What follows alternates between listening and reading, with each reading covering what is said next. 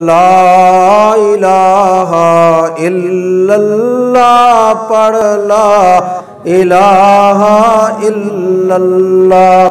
कहते हैं जी माँ बाप बच्चे के दाढ़ी के ऊपर एतराज़ करें। एक बात याद रखो, दाढ़ी न रखना गुनाह है, बार बार दाढ़ी मुंडाना गुनाह कबीरा है। आदमी फासिक व फाजिर हो जाता है। फासिक का माना हद से निकलने वाला, और फाजिर यानी अपने उस गुनाह को सारी दुनिया के सामने क्लीन शेव रह के बड़ा फख्र करता है, लेकिन गुनाहगार होता है, काफिर नहीं होता। लेकिन अगर कोई आदमी दाढ़ी पे एतराज करे कि मुझे दाढ़ी बुरी लगती है, या बीवी एतराज करे तेरी दाढ़ी मुझे बड़ी गंदी लगती है, वो काफिर हो जाती है। निकाह भी उसी वक्त टूट गया। अब उसको छुट्टी दो, वो जाके कोई कलीन शेव ढूंढे और तुम कोई मुसलमान लड़की तलाश करो। एतराज और सुन्नत मोहम्मद मुस्तफ़ा पर दाढ़ी तो बड़ी चीज़ है।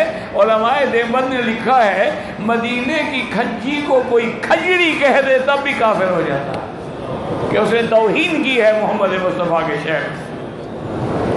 दाढ़ी को तुमने को मजाक समझा हुआ है। बाकी तुम्हारी मर्जी है, बीवी को राजी करो या मोहम्मद मुस्तफ़ा को राजी करो। बात बड़ी खतरे की है। हजूर के सामने एक आदमी आया, उसकी दाढ़ी मुंडी हुई थी, मूंछें बड़ी बड़ी थी। हजूर ने मुंह फेर दिया। तो इसलिए उलमा फरमाते हैं कि शायद शफाअत के वक्त भी हजूर मुंह न फेर लें, फिर हम कहाँ जाएंगे।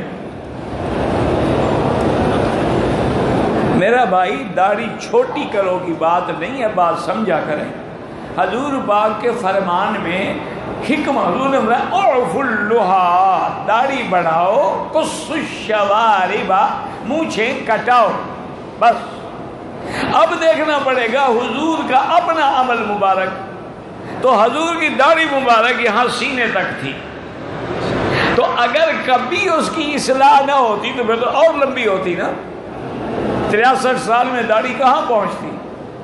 तो इसलिए अल्बा ने फरमाया कि दाढ़ी की हद जो है वो एक मुश्त है।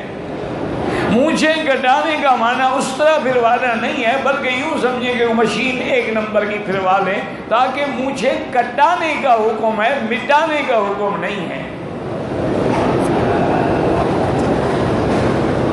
बगैर दाढ़ी वाले को हजूर ने सलाम नहीं दिया। पहली बात तो ये सुनो कि हजूर की ज़िंदगी में कोई ऐसा सहाबी भी था जो दाढ़ी मुंडाता हो?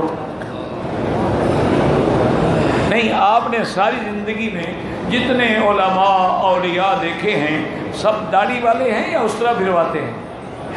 अच्छा, और क़यामत वाले दिन हर कोई होगा अपनी जमात के साथ, तो दाढ़ी वाले तो दाढ़ी वालों के साथ होंगे, आप कहाँ खड़े होंगे?